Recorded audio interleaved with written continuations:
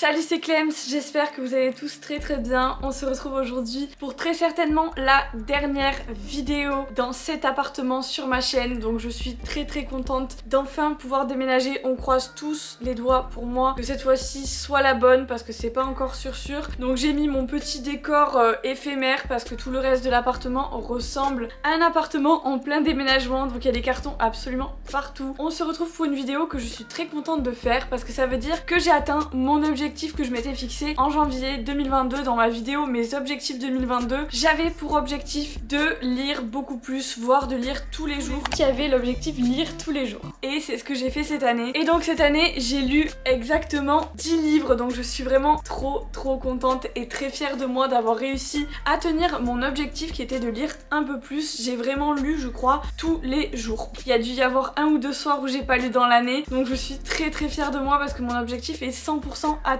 Je pense que l'année d'avant j'avais dû lire 3 ou 4 livres maximum. Aujourd'hui on va discuter du coup de ces livres que j'ai lus cette année. Alors je vais pas vraiment vous faire un top 10 parce que, alors j'aurais pu finalement le faire ce top 10, mais je n'arrive pas à classer les livres que j'ai lus. Vraiment, je sais pas si c'est parce que j'ai pas l'habitude, mais pour moi c'était trop dur de choisir. Alors il y en a que j'ai moins aimé, c'est sûr, mais il y en a en fait 5 que j'ai adoré et que je ne pouvais absolument pas classer dans un ordre. Donc j'ai pas fait de classement, mais je vais quand même vous dire ce que j'ai préféré. Je sais que c'est pas vraiment le thème de ma chaîne, mais je trouvais ça sympa qu'une fille qui ne s'y connaisse pas tant que ça en lecture, même si j'aime lire depuis toujours, vous fasse un petit retour et que ce soit pas forcément que des chaînes 100% lecture qui vous fassent un retour. J'ai vu d'ailleurs beaucoup de vidéos de chaînes qui sont vraiment spécialisées dans la lecture et c'est vrai que au début elles annonçaient qu'elles avaient lu 100 livres dans l'année. Et j'étais là, bon, je suis loin d'avoir lu 100 livres, déjà 10 livres, je suis super contente. La prochaine vidéo sur ma chaîne sera très certainement une vidéo déménagement. Donc n'hésitez pas à vous abonner à cette chaîne si ça vous intéresse un petit peu, de suivre mon déménagement en Bulgarie et de voir ensuite après le home tour de mon nouvel appartement. On va commencer du coup avec le premier livre qui est vraiment pour moi mon préféré de toute l'année. Celui-là par contre je l'aurais mis en top 1, c'est sûr. C'est Changer l'eau des fleurs de l'auteur Valérie Perrin. Je suis absolument tombée amoureuse de ce livre qui est vraiment pour moi mon préféré de l'année et aussi je pense un des meilleurs que j'ai lu de ma vie. Pourtant l'histoire est très simple mais c'est très simplement écrit mais c'est touchant en fait et j'ai vraiment été touchée en plein cœur par ce livre. Je ne l'ai pas sous la main parce que je l'ai prêté à ma maman, mais c'est l'histoire de Violette Toussaint. C'est une gardienne de cimetière. Il y a des personnes qui gardent les cimetières et qui ont une petite maison du coup et en fait elle surveille le cimetière, ce qui fait qu'elle a un petit peu tous les gens qui passent dans le cimetière, que ce soit les habitués qui viennent visiter leurs proches ou que ce soit quelqu'un de passage qui généralement s'arrête, boivent un café avec elle, discute, raconte des histoires. Cette femme, Violette Toussaint, elle a une histoire en fait qui est bouleversante et très touchante. Au fil des pages on en apprend un peu plus sur Violette Toussaint, son histoire, son passé, car l'histoire se mélange entre le passé et le présent, ce qu'elle a vécu et toutes les épreuves qu'elle a vécues. Vous devez absolument le mettre dans votre liste de lecture. Ensuite nous avons de la même auteure, nous avons le livre 3. À vrai dire, quand j'ai lu le livre Changer l'eau des fleurs dont je viens de vous parler, je suis tellement tombée amoureuse de ce livre que j'ai voulu acheter son nouveau livre qui est sorti en 2022. Donc en fait je crois que je l'ai acheté directement quand il est sorti parce que je venais de finir Changer l'eau des fleurs. J'ai adoré aussi. Bien entendu ce n'était pas à la hauteur quand même du livre Changer l'eau des fleurs qui était vraiment exceptionnel pour moi. C'est l'histoire de 3 amis, Adrien, Étienne et Nina, qui se sont rencontrés du coup quand ils étaient tout jeunes à l'école primaire et qui sont inséparables depuis l'enfance. C'est un roman en fait qui est partagé entre leur enfance, leur histoire, tout ce qu'ils ont vécu ensemble et leur vie actuelle aujourd'hui. Est-ce qu'ils se parlent toujours? Comment a évolué leur relation? En parallèle, il y a aussi dans le présent une voiture qui est retrouvée dans un lac qui a un lien du coup avec leur amitié et avec leur histoire. Ce que j'ai aimé dans ce livre, c'est que ça dépeint super bien l'amitié et il est très bien écrit, très simple à lire et quand on le commence en fait on ne peut plus s'arrêter. Et c'est ça que j'aime bien avec ce genre de livre et avec cet auteur, c'est que vraiment quand on commence un de ces livres on est totalement aspiré dans l'histoire et même celui-ci j'ai dit qu'il était moins bien que celui d'avant mais franchement j'ai quand même adoré et je l'ai dévoré. On va passer à un autre livre. Alors là je ne classe absolument pas du tout les livres mais j'en ai entendu parler pendant tellement longtemps de ce livre que j'ai été obligée de le commander il y a quelques mois et je l'ai lu assez rapidement. La Tresse de Laetitia Colombani. C'est un livre que j'ai vraiment adoré et que j'ai trouvé très touchant. C'est pas forcément un de mes préférés. Je l'ai trouvé assez simple en fait, un peu trop court peut-être. J'aurais aimé que l'histoire se prolonge un peu plus ou soit un peu plus détaillée lié, mais je pense pas que c'était le but dans ce livre. C'est l'histoire touchante de 3 femmes. Nous avons en Inde Smita, qui est une intouchable. Je pense que c'est l'histoire qui m'a le plus touchée parce que je ne connaissais absolument pas cette communauté des intouchables. Et ça m'a vraiment touchée et je me suis du coup un peu plus renseignée sur cette communauté qui est en dessous de toutes les castes. Alors déjà que le système des castes en Inde est très particulier, de savoir qu'il y a carrément une sous-communauté qui n'est même pas intégrée dans ces castes, j'ai trouvé ça absolument incroyable. Tout ce que ces personnes-là et tout ce que ces femmes-là vivent. Ensuite nous avons en Sicile Giulia qui travaille dans l'atelier de son père. Son père a un accident et elle va devoir un petit peu reprendre les rênes de la société, il va y avoir plein de problèmes, enfin bref. Et ensuite nous avons Sarah au Canada qui est une avocate brillante, réputée, qui voue toute sa vie un petit peu à son travail, qui apprend qu'elle est atteinte d'une maladie très grave. Ces 3 histoires sont très touchantes, mais comme je vous disais, j'aurais aimé que ce soit un peu plus développé, même si la fin est absolument merveilleuse, vous le comprendrez pourquoi. Les 3 femmes sont liées alors qu'elles sont à différents endroits dans le globe. Voilà, et à la fin là il y a écrit 3 femmes, 3 vies, 3 continents, une même soif de liberté. C'est un bel hommage à la liberté justement, comment ces 3 femmes vont se battre pour leur liberté, se battre pour leurs droits, se battre pour leur vie. Ensuite nous allons passer au livre La vérité sur l'affaire Harry Kéber de l'auteur Joël Dicker, qui est pour moi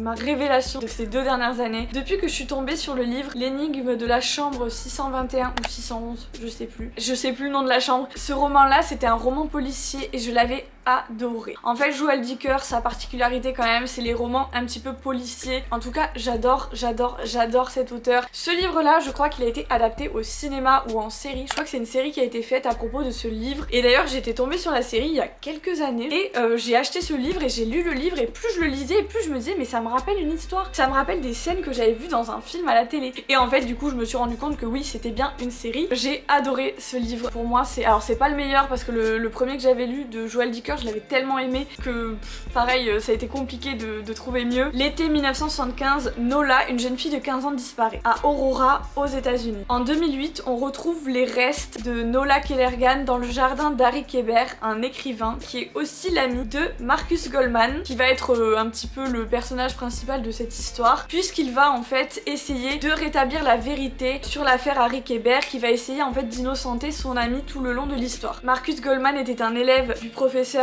Harry Kéber, ça a été un petit peu son mentor dans le domaine de l'écriture, et du coup il connaît tellement bien son ami qu'il ne peut pas accepter le fait qu'il soit coupable. Il enquête avec un policier qui s'appelle Perry Galawood et je trouve que leur amitié aussi est plutôt drôle. Enfin bref, j'ai adoré ce livre, je trouve qu'il est plein d'humour. C'est ce que j'aime aussi chez cet auteur Joël Dicker, c'est que à chaque fois dans tous ses livres, parce qu'il y a encore d'autres livres que j'ai lus de lui cette année, dans tous ses livres il nous tient en haleine du début à la fin en fait, et du début à la fin tu te dis mais qui a tué cette personne? Ensuite encore un livre de Joël Dicker, c'est le livre des Baltimore. On y retrouve l'écrivain Marcus Goldman dont on parlait juste avant dans le livre d'avant. En fait il nous raconte l'histoire de sa famille qui est divisée un petit peu en 2 parties. Il y a les Goldman de Montclair dont il fait partie, qui sont une famille plutôt banale qui n'a pas trop les moyens, et de l'autre côté nous avons les Goldman de Baltimore qui sont riches, à qui tout réussit, ils sont très intelligents, tout les oppose un petit peu. Marcus Goldman, toutes les vacances scolaires il les passe chez ses cousins les Goldman de Baltimore et il goûte un petit peu à cette vie là qu'il n'a pas lui chez les Montclair. J'ai été complètement absorbée par ce livre. J'ai lu des critiques qui disaient qu'il n'était pas génial ce livre, et bien moi je l'ai adoré. Et du coup l'histoire tourne autour de ces fameux cousins, on en apprend un peu plus sur leur vie, sur leur enfance, sur ce qu'ils étaient, et c'est aussi autour d'un drame qui s'est produit il y a quelques années. Petit à petit on va en savoir plus sur ce drame. Et ce que j'aime bien aussi dans ce livre, c'est que du début à la fin on ne sait pas ce qu'est ce drame. Petit à petit on a des indices, petit à petit on en apprend un peu plus, mais pareil jusqu'à la fin on est tenu en haleine, et c'est ça que j'aime chez cet auteur. J'ai aussi lu le dernier livre de Joël Dicker qui est l'affaire Alaska Sender. C'est un petit peu le même genre de livre que La vérité sur l'affaire Harry Kéber. C'est un petit peu ce que je pourrais dire que j'ai reproché dans ce livre, c'est que j'ai trouvé que c'était vraiment un petit peu trop le même genre d'histoire, que c'était pas très original et j'avais peur que ce soit un petit peu du déjà vu. Alors j'ai adoré le livre mais c'est vrai que du coup comme c'était un petit peu trop la même chose, j'ai moins aimé que les autres. En 1999 à Mount Pleasant, il y a eu un meurtre, ils retrouvent le corps de la jeune Alaska Sanders. L'enquête est bouclée, ils ont trouvé un coupable qui s'est dénoncé très rapidement Et 11 ans plus tard, nouveau rebondissement dans l'affaire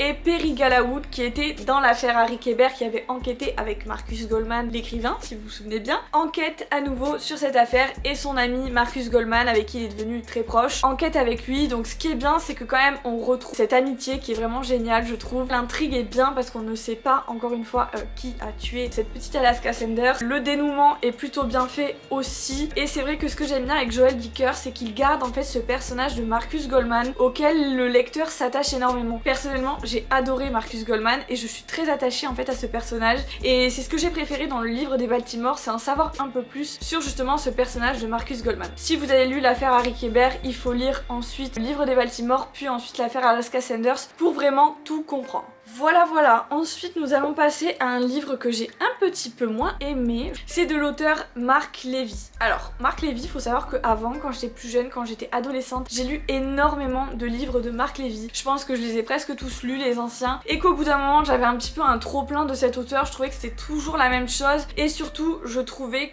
qu'en fait c'était pas assez original, l'auteur commercial que tout le monde lit, donc j'en avais un petit peu marre de cet auteur. Je suis désolée Marc. Voilà.